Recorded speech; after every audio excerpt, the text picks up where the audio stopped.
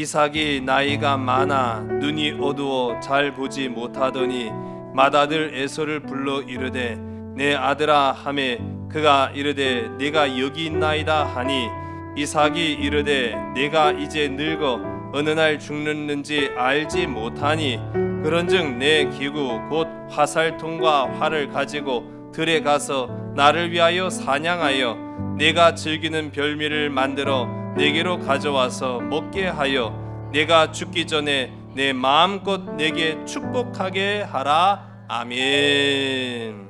어떻게 실수와 잘못을 벗어날 것인가? 지난주에도 제가 이런 비슷한 질문으로 말씀을 시작했습니다마는 제가 다시 한번 물어볼까요? 어떻게 실수와 잘못을 벗어날 수 있지요? 기도요? 또 뭐 다른 방법 없습니까? 뾰족한 수가 없을까요? 사랑이요? 예, 좋습니다. 예, 내려놓음이요? 예, 그것도 진짜 귀한 것이죠. 저도 한 주일 동안 이 제목 가지고 고민 많이 했어요. 이 말씀의 주제를 잡고 이 제목을 떠올리고 나서 저도 많이 고민해 봤습니다. 어떻게 우리가 인생의 실수와 반복되는 이 잘못들을 벗어날까? 반복하지 않을 수 있을까?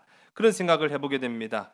18세기 프랑스 유명한 사상가인 장 루소가 이렇게 말을 했다고 해요. 화면을 보시면은 잘못이 부끄러운 것이 아니라 잘못을 고치지 못하는 것이 부끄러운 것이다 라는 이야기를 했다고 해요. 참 100번 1000번 동의합니다. 우린 잘못할 수 있거든요. 인생 살면서 실수 한 번 안 한 사람이 어디 있겠습니까? 그 사람이 아니죠. 뭐 누구나 실수합니다. 아니, 평생을 살면서 한두 번이 아니라 하루에도 10대 번씩 실수하는 것이 인간입니다. 그러나 실수와 잘못을 알면서도 그 실수인 것을 실수로 인정하지 않고 그 잘못을 잘못으로 여기지 않고 계속해서 그 잘못을 반복하는 것, 그게 부끄러운 인생이라는 거죠. 과거에 일제강점기 시대에 이 땅에는요, 이 땅에 살았던 일제강점기 때는 2천만 명이었거든요. 우리 국민들이. 이 2천만 동포에게는 두 가지 선택지만이 가능했습니다. 하나는 친일을 하는 것이었어요. 어차피 우리가 힘도 없고 능력도 없고 벗어날 재주도 없고 이 한계를 극복할 힘이 없으니 차라리 힘 있는 자의 편에 서자라고 해서 친일을 하여 부와 권력을 누리는 방법이 하나가 있었고, 또 다른 한 가지는 반일을 하는 거예요. 그럼에도 불구하고 나는 끝까지 저항하련다. 나는 끝까지 반대한다. 힘이 있고 권력이 있다고 해서 다냐? 아니다. 나는 끝까지 반대해서 부끄러움 없는 삶을 살 것이다 라고 하는 그런 선택, 여러분이라면 어떠한 선택 하시겠습니까? 제가 두 사람을 좀 비교해 보려고 해요. 첫 번째로 보여드릴 이분은 환히 웃는 이 얼굴이 굉장히 사람 좋아 보이죠. 서정주라는 분인데 알만한 분들은 아마 다 아실 거예요. 친일파입니다. 대표적인 친일파로 아주 천재적인 시인이에요. 예, 그냥 친일파가 아니라 대표적인 친일 천재 시인입니다. 그런데 이분은요, 자신의 그 뛰어난 재능을, 자신의 그 뛰어난 실력을 우리나라 청년들을 친일하는 대로 몰아넣은 장본인이에요. 우리나라 피 끓는 그 젊은 청년들을 일본의 군사로 앞세워서 전쟁터로 몰아넣는데 그 재능을 사용했던 사람이 바로 이 서정주라는 분입니다. 뭐 물론 우리가 100번 1000번 양보해서 시대가 그런데 어떻게 합니까? 상황이 그런데 어떻게 합니까? 어쩔 수 없는 것 아닙니까? 살려니 내가 목숨 부지하자니 그럴 수밖에 없는 것 아니겠습니까? 라고 말할 수도 있겠지만은요, 아닙니다. 앞서도 말씀드린 것처럼 이 일제강점기를 살았던 사람들에게는 두 가지 선택지가 있었다는 거예요.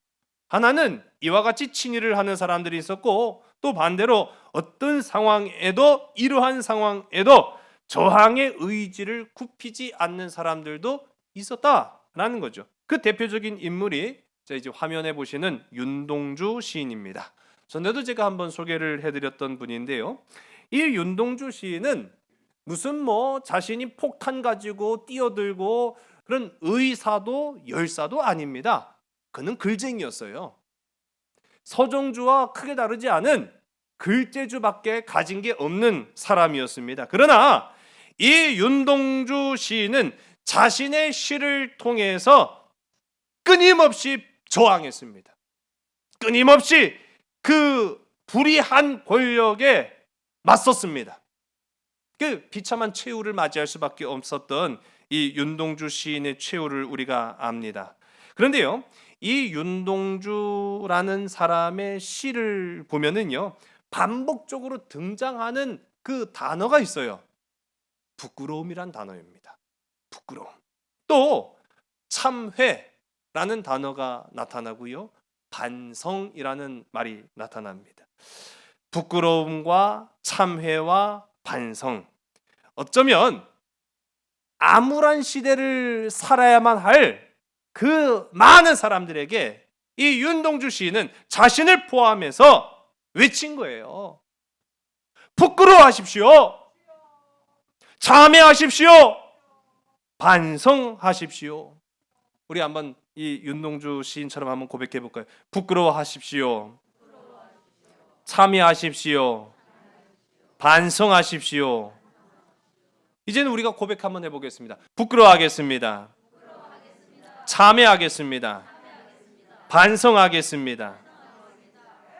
여러분, 비록 이미 앞선 시대를 살다가 지금은 존재하지 않는 그런 한 사람의 고요한 외침에 불과할 수 있어도 오늘을 살아가고 있는 우리에게도 여전히 이 윤동주 시인의 나지막한 외침은요, 큰 울림을 주고 있다라는 거예요.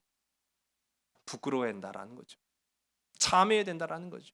이 불의한 세상에 빌붙어서 어떻게든 나 혼자만 잘 먹고 잘 살겠다라고 하는 것이 아니라 반성하겠다고 하는 이 모습, 오늘을 향한 우리의 모습이지 않은가라는 생각을 해보게 돼요. 그러면서 다시 한번 우리 말씀의 주제지요, 이 고민을 해보지 않을 수가 없어요. 우리 한번 다시 한번 따라, 어떻게 실수와 잘못을 벗어날 것인가? 여러분, 답은 이미 다 드렸어요. 이 인생이라는 삶 속에서 우리가 잘못하고 실수하는 것들을 자꾸만 반복하지 않으려거든 이 윤동주 시인의 고백처럼 부끄러워하면 됩니다. 참회하면 됩니다. 그리고 반성하면 됩니다. 그래서 그 인생이 달라질 수만 있다고 한다면 그는 얼마든지 개선된 인생을 살아갈 수 있다. 꽃을 피우고 열매를 맺는 삶을 살아갈 수 있다라는 것이지요.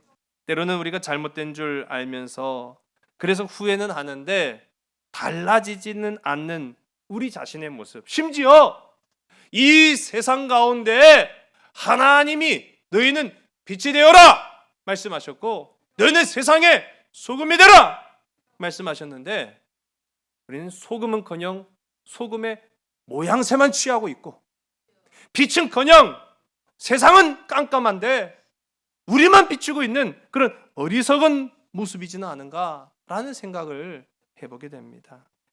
그리스도인들이 오늘 이 부끄러움 앞에, 그리스도인들이 이 참회와 반성 앞에 먼저 앞장서야 되지 않은가라는 생각들을 해보게 돼요. 다시 한번 제가 고백해 봅니다. 어떻게 인생의 이 실수와 잘못을 벗어날 것인가? 오늘 우리 본문의 말씀, 우리 창세기 27장 1절서부터 4절까지의 말씀을 먼저 봤습니다. 우리 다음 주에는요 같은 시리즈로 나가려고 해요. 그래서 다음 주에는 21절서부터 23절까지 말씀을 또 보려고 하는데 바로 이삭입니다.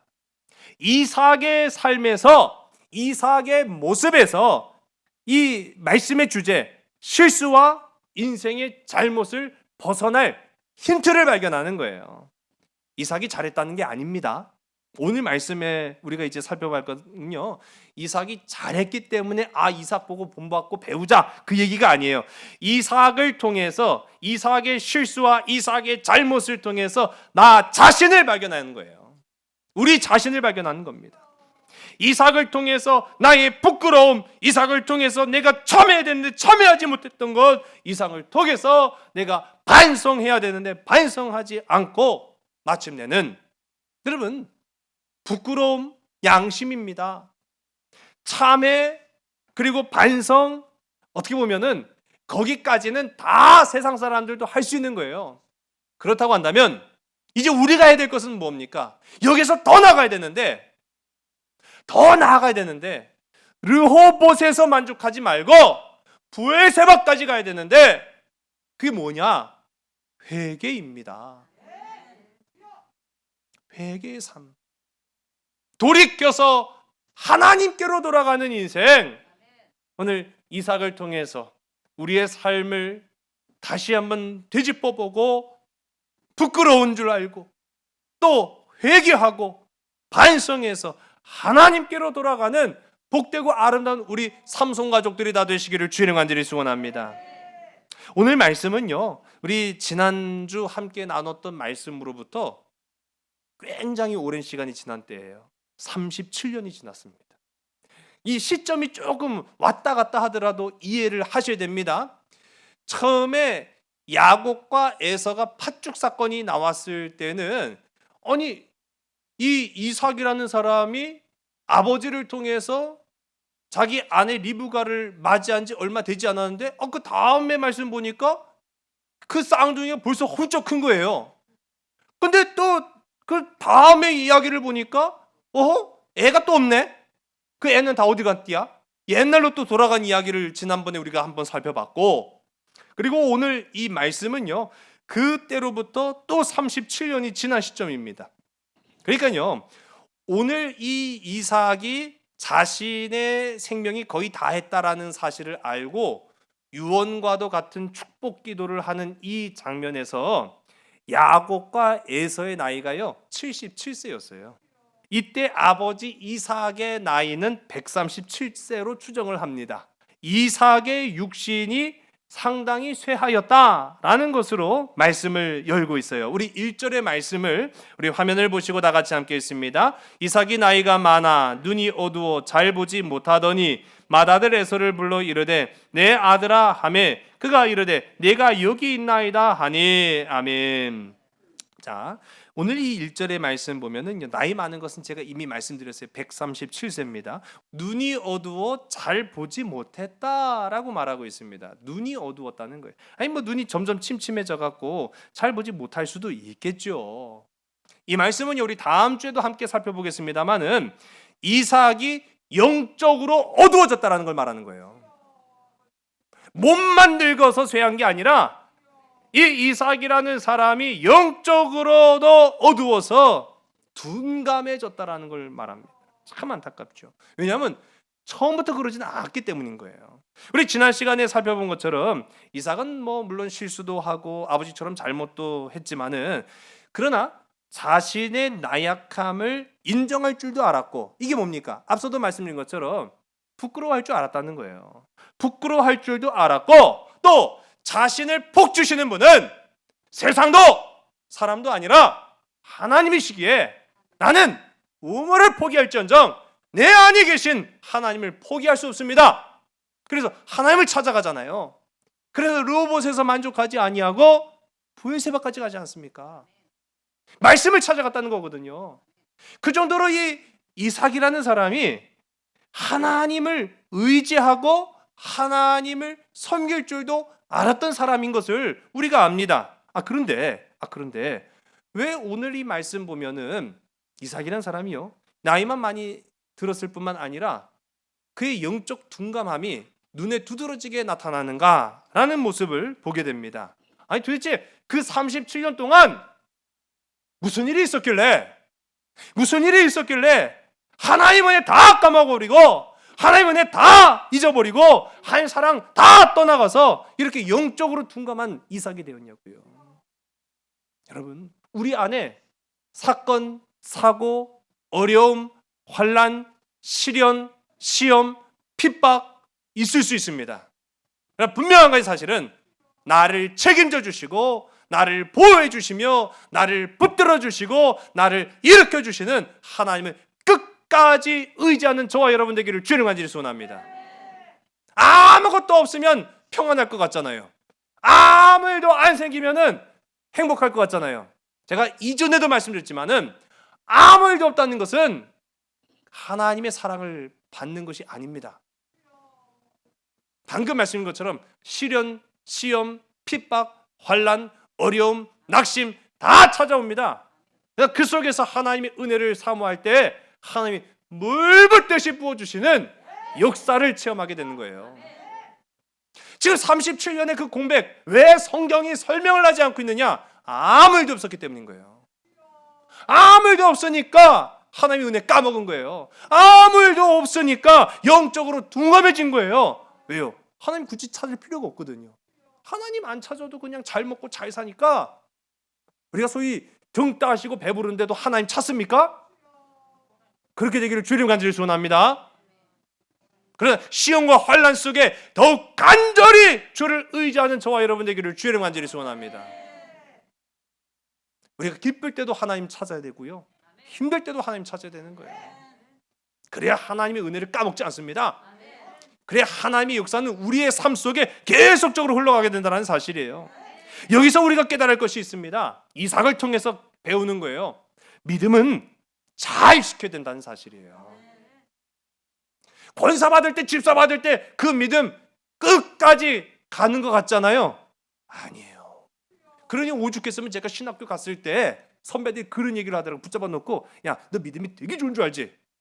아니 뭐 내가 언제 그런 얘기를 했나요 먼저? 그게 잘하는 사람들이야. 근데 속으로 제가 왜 그런 얘기를 하나 하고 봤더니 자기도 그랬다는 거예요. 네가 그랬는지 내가 그랬는지 뭐 내가 알 게 뭐야. 근데 그 선배가 붙잡아 놓고 하는 말이, 처음에 신학교 들어올 때는 목사의 믿음을 가지고 왔는데 2학년 올라가면 장로가 되고 3학년 되면 권사 되고 4학년 되면 집사 돼서 졸업할 때는 평신도 된다는 거예요. 그게 도대체 뭔 말인가? 이놈은 무슨 귀신 씨나라 까먹은 소리를 하고 있어 하고 봤더니 진짜 그렇게 될 수 있다는 거예요. 그렇게 된다는 게 아니라 그렇게 될 수 있다는 거예요. 여러분, 믿음은 잘 지키는 것입니다. 땅에 파묻어두는 그 종은 하나님 오실 때 책망과 질책을 받을 수밖에 없는 거예요. 달란트 받은 자들이 왜 나가서 그렇게 힘들게 살아요? 여러분, 결과만 나왔지만 그 과정은 불을 보듯 뻔합니다. 우리가 사회생활 우리 성도님들 해보셔서 알잖아요. 피눈물 나는 세상이잖아요. 사람을 마주하고 이익을 내는데 애를 쓰고 주어진 사명에 최선을 다하고 얼마나 힘듭니까? 그런 걸 썩 뺐을 뿐이지 그 천신만고의 노력 끝에 얻어진 그 열매를 하나님이 귀하다 칭찬하신 거 아니에요? 그 속에 얼마나 많은 눈물이 있었습니까? 그 속에 얼마나 많은 아픔이 있었습니까? 그 속에 얼마나 많은 시련이 있었습니까? 그때마다 주님을 의지했던 거 아니에요? 아무것도 안 하면 영광이 없어요. 아무것도 안 하면 십자가도 없어요. 십자가를 져야 영광이 있는 것입니다. 믿음은 잘 지키는 거예요.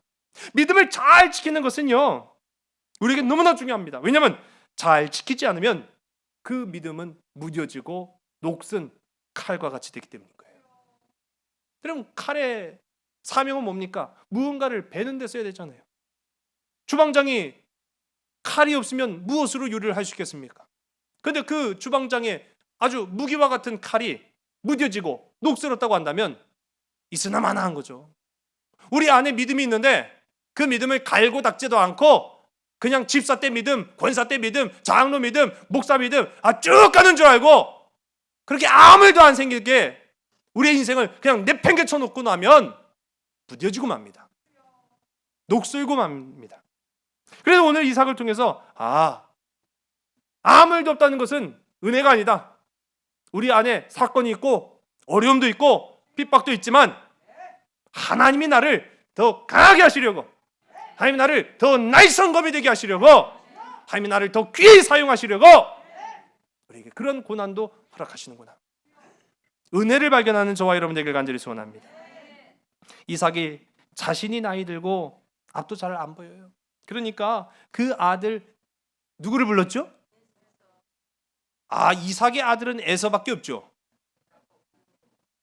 원래 우리가 말씀을 잘못 봤나? 왜 에서만 있디야? 이상하다. 오늘 보니까 에서만 나왔네요. 이상하네. 그래요. 에서만 불렀어요.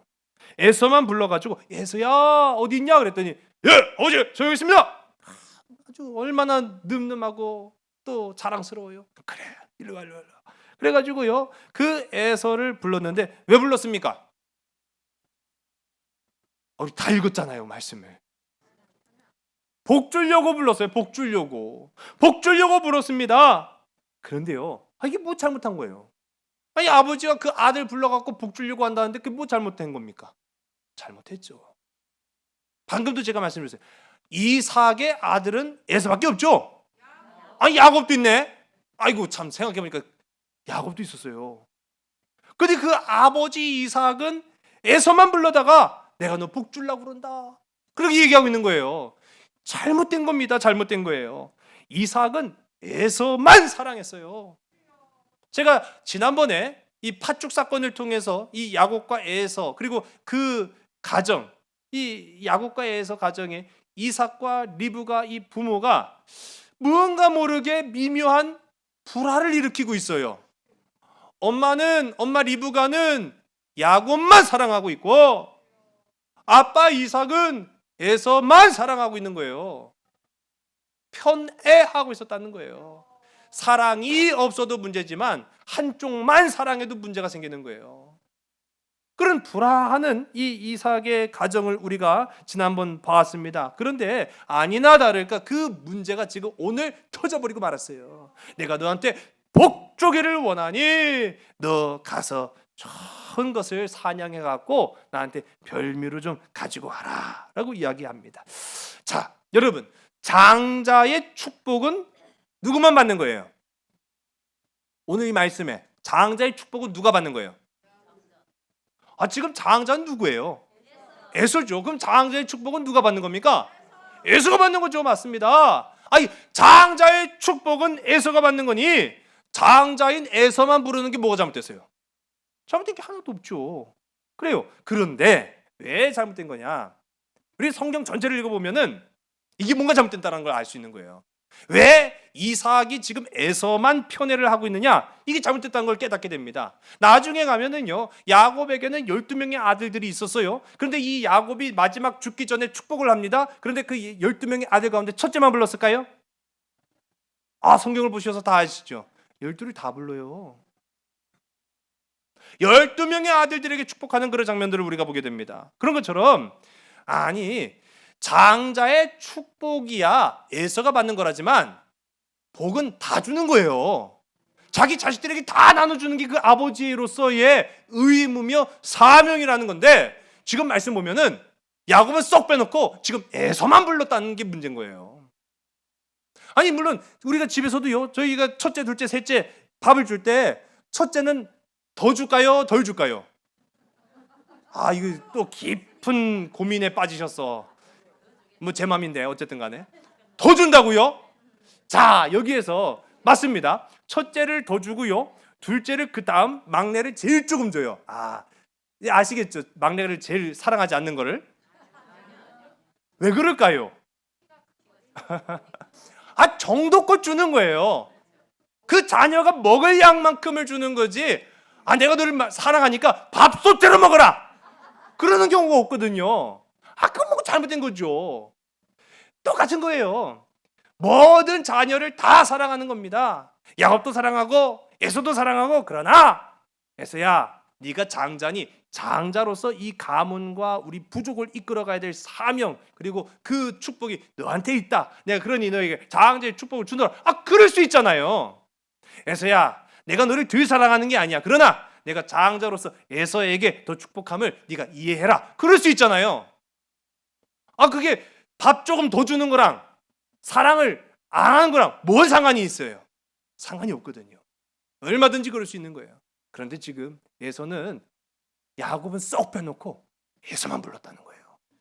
참 이게 진짜 아니요, 어떻게 이삭이 그 믿음이 37년 동안 무뎌지고 무뎌졌는지, 하나님의 축복을 주는 그 과정 속에서도 누구만 사랑하고 누구만 좋아하는 그런 모습으로 변질됐는가, 무뎌졌는가, 녹슬었는가라는 걸 봅니다. 나중에 두 자녀를 반목하게 만든 사건이 되잖아요. 평생을 반목하게 만들었지 않습니까? 왜 이런 잘못, 왜 이런 실수를 범하고 저지를 수밖에 없는가? 어떻게 하면 우리도 이처럼 이 이삭과 같은 알면서도 저지를 수밖에 없는 실수와 잘못으로부터 벗어날 수 있는가? 그 힌트를요, 왜 이 이삭이 잘못했는지를 통해서 봅니다. 요즘 우리가 코로나19라는 질병 때문에 참 많은 짜증도 나요. 화도 나고요. 참 근심도 걱정도 됩니다. 이 코로나19에 대한 아직 뚜렷한 대책이 없어요. 백신이라고 하지만 완벽한 건 또 사실은 또 아니에요. 이 백신을 어떻게 만드는가 하고 봤어요. 백신이 소위 말하는 치료약이잖아요. 예방이기도 하고 치료약이 될 수도 있습니다만은, 그러면 그 치료약을 만드는데 어떠한 과정을 거치는가 제가 조금 살펴보니까요, 질병을요, 병균을 만드는 거예요. 똑같이 만들어요. 그 질병을 똑같이 만들 수 있는가라는 것부터 시작됩니다. 거기에서부터 원인을 찾아가는 거예요. 똑같은 질병을 만들 수 있다면 그 질병을 해결할 방법도 거기서 발견하는 거죠. 그러니까 이삭을 통해서 우리가 교훈을 얻는다는 것은요, 그 이삭이 뭘 잘못했는지를 찾아야 된다는 거예요. 그 무엇을 잘못했는가? 4절의 말씀입니다. 우리 4절의 말씀을 함께 읽습니다. 시작. 내가 즐기는 별미를 만들어 내게로 가져와서 먹게 하여 내가 죽기 전에 내 마음껏 내게 축복하게 하라. 아멘. 여러분, 힌트를 발견하셨어요? 이삭이 지금 잘못하는, 이삭이 반복적인 실수를 하는 그 원인이 뭡니까? 우리 한번 따라해봐요. 인생의 별미. 여러분, 별미였습니다. 인생의 별미 때문에 이삭은요, 실수한 거예요. 인생의 별미 때문에 이삭은 자꾸만 잘못을 범하고 있다는 거예요.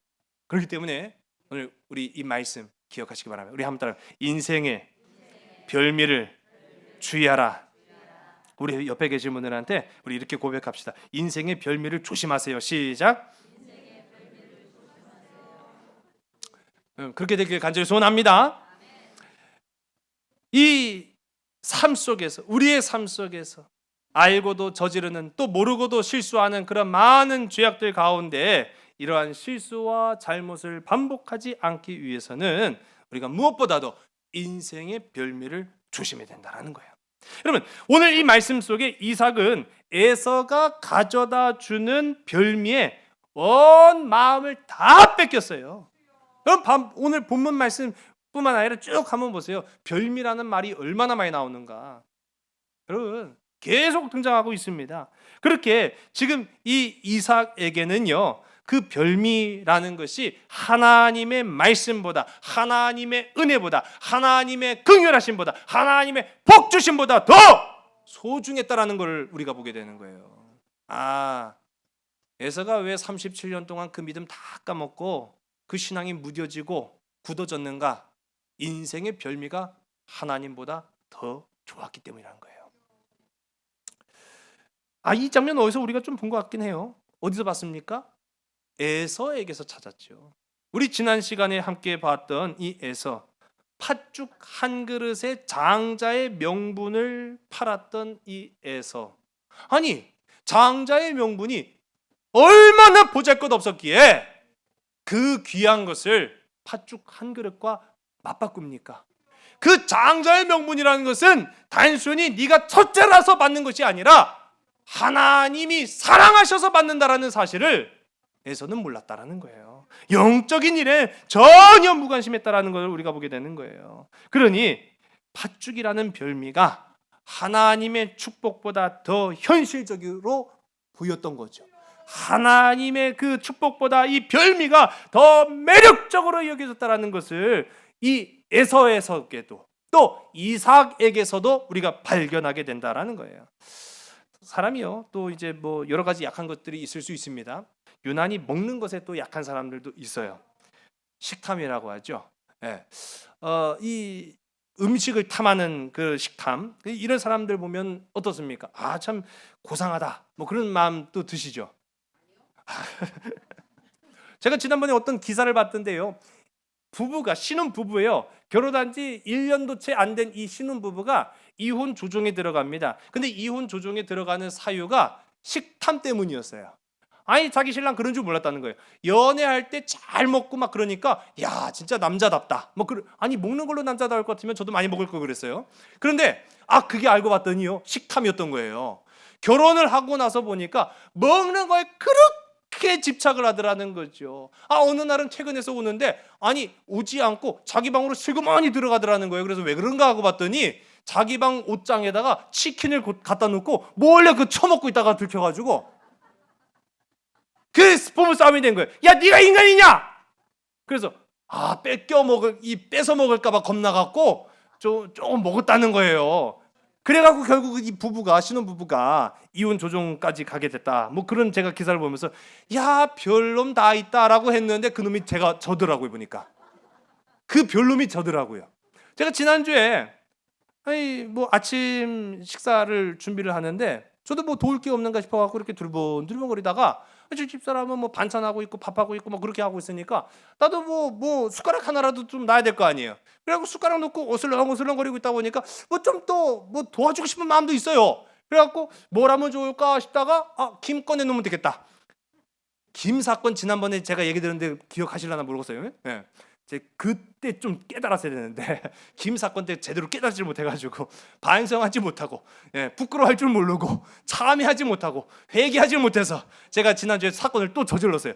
그래갖고 김 꺼내 놓으면 되겠다 싶어갖고 김을 꺼내서 보니까 저희 집사람이 그걸 딱 보더니 안 돼! 그러는 거예요. 그래서 왜? 그랬더니 아니, 반찬이 이렇게 많고 또 내가 이렇게 또 반찬을 준비하고 있는데 김을 왜 꺼내냐고. 꺼내면 어때? 그랬더니요, 김을 꺼내서 못 먹게 하는데요, 제가 그래갖고 온갖 짜증을 다 버렸어요. 하루 종일. 그게 얼마나 또 창피하겠어요. 아까 말씀, 식탐 내는 분들이 고상해 보이죠. 취조라고요. 진짜 제가 생각해 보니까 참 유치하게 이럴 데가 없는 거예요. 그게 제 모습이더라고요. 그래갖고 제가 좀 반성도 하고 회개도 하고 그러다가 제가 마음속으로도 다시는 김을 먹지 말아야지 뭐 그런 생각도 좀 했어요. 그러고 보니까 그러기에는 김을 포기하기가 너무 좀 어려워요. 그런데 그날 저녁 때 저희 어머니 집을 좀 방문을 했어요. 어머니 집 방문해갖고 저녁 먹고 돌아오는데 저희 어머니가 야, 줄 건 없고 이거 나가지고 가라 했는데 김 한 상자를 주시더라고요. 제가 말도 안 했어요. 아침에 그것 때문에 그 집안에서 생난리를 쳤는데 그 얘기도 안 했는데 저희 어머니가 김 한 상자, 야, 줄 건 없고 이거 나가지고 가라고 김을 주시는데 제가 뜨끔했다는 거 아니에요. 하나님은 아시는 거예요. 하나님이 야, 김이 얼마나 좋으면 이거나 처먹으라 그래가지고 김 한 상자를 딱 주시는데 제가 한번 그 일을 돌이켜보면서 무언가를 탐낸다라는 거 물론 나쁜 건 아니에요. 좋아하는 걸 뭐라고 합니까? 근데 이 좋아하는 선을 넘어서 그것을 탐내고 거기에 내 마음을 다 빼앗기는 것, 그게 바로 이삭의 모습이더라고요. 그게 바로 이삭의 모습이었어요. 오늘 말씀 가운데 별미라는 말은요, 마트암이라는 히브리어입니다. 이 마트암이라는 히브리어는요, 직역하자면 맛보다, 맛있다, 뭐 그런 걸 말하는 거예요. 그러니까 보통 이 맛에 빠져든다라고 이야기하죠. 그러면 어떤 맛에 빠져든다라는 표현을 합니다. 그것이 단순히 우리 입으로 들어가는 음식이 아니라도 그런 표현들을 써요. 사람이 무언가를 빠졌다라고 할 때 맛에 빠졌다, 맛에서 헤어나오질 못한다, 그렇게 이야기를 하지요. 그게 대표적인 게 뭡니까? 돈 맛입니다. 그리고 사람의 맛입니다. 사람을 먹는다는 게 아니에요. 이 사람을 좋아하고 사람과의 관계가 원만한 것, 우호적이고 원만한 것은 좋은 일이죠. 근데 그것에 빠졌다라고 할 때부터가 바로 이 이삭이 저지르는 실수와 잘못이 될 수 있다라는 거예요. 또 무엇입니까? 권력 맛이에요. 힘에 맛들리는 거죠.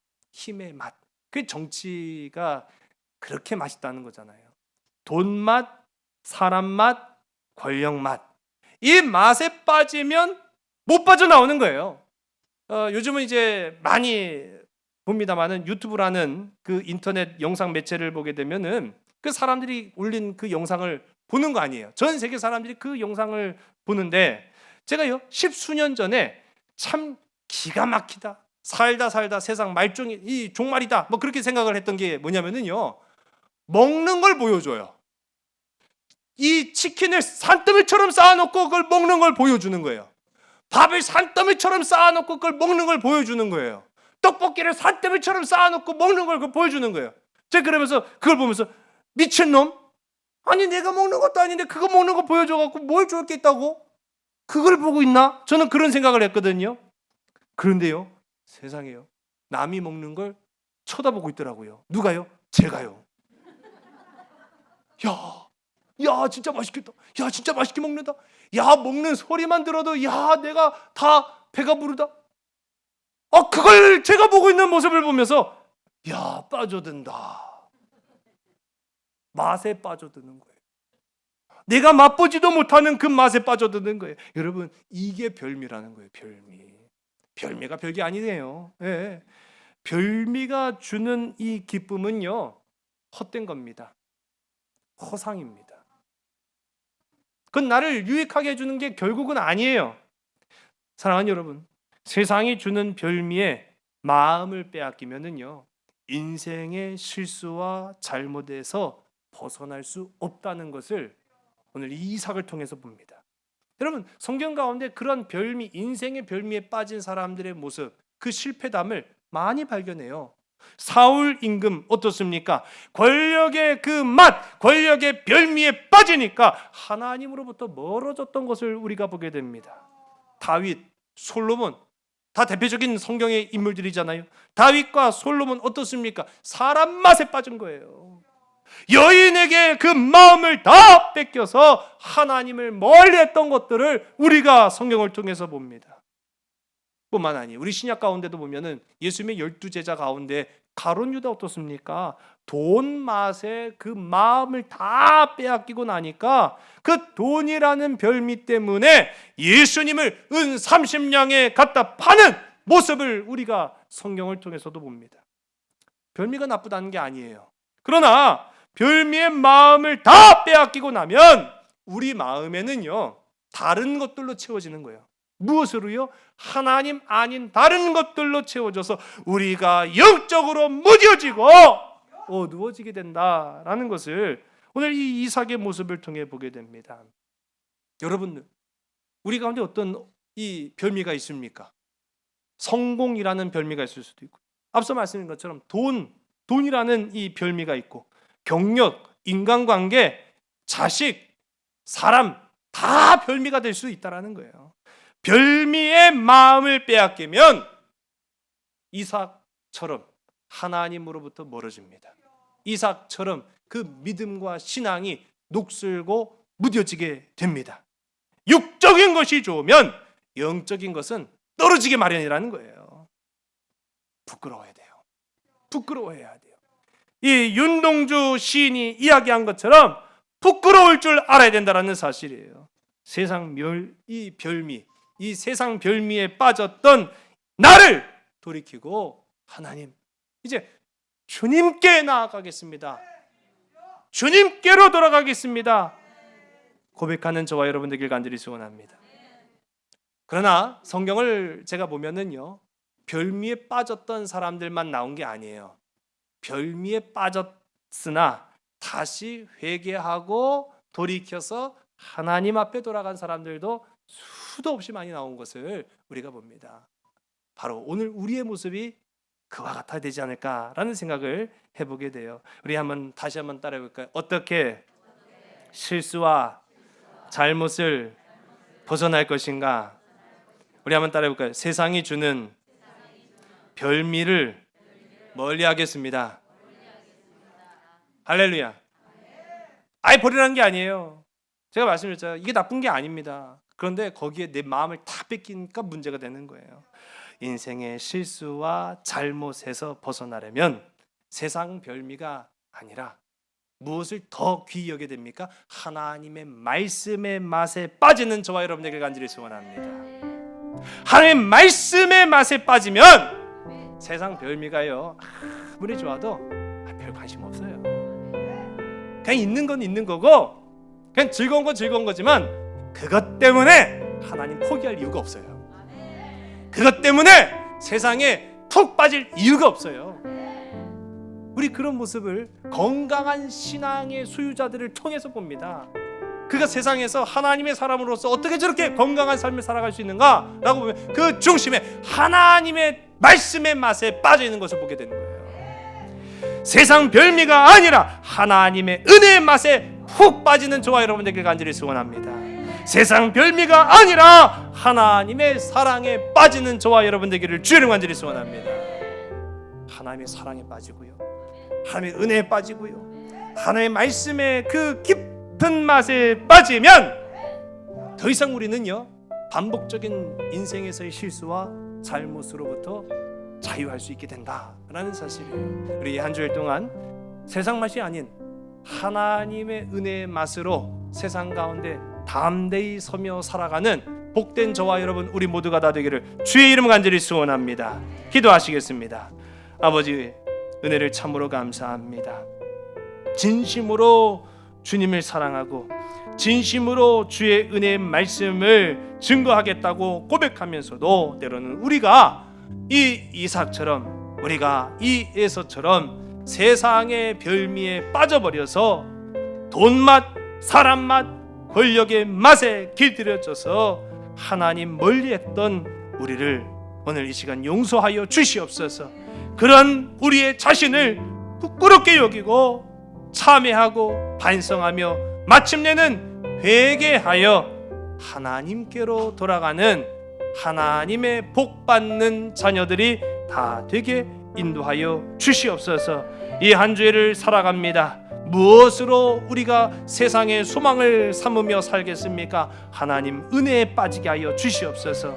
하나님 사랑에 빠지게 하여 주시옵소서. 하나님이 주신 귀하고 아름다운 생명의 말씀의 기쁨 가운데 이 한 주를 살아내는 아름다운 믿음의 심령들이 다 되게 인도하여 주시옵소서. 모든 것을 주께 온전히 의탁하오며 사랑 많으신 예수 그리스도의 이름으로 감사하며 간절히 기도드렸사옵나이다. 아멘. 밤이나 낮이나 어제나 오늘도 영원히 주만 찬양해. 괴롭고 슬플 때 낭망하여 넘어져도 언제나 주만 찬양하겠네.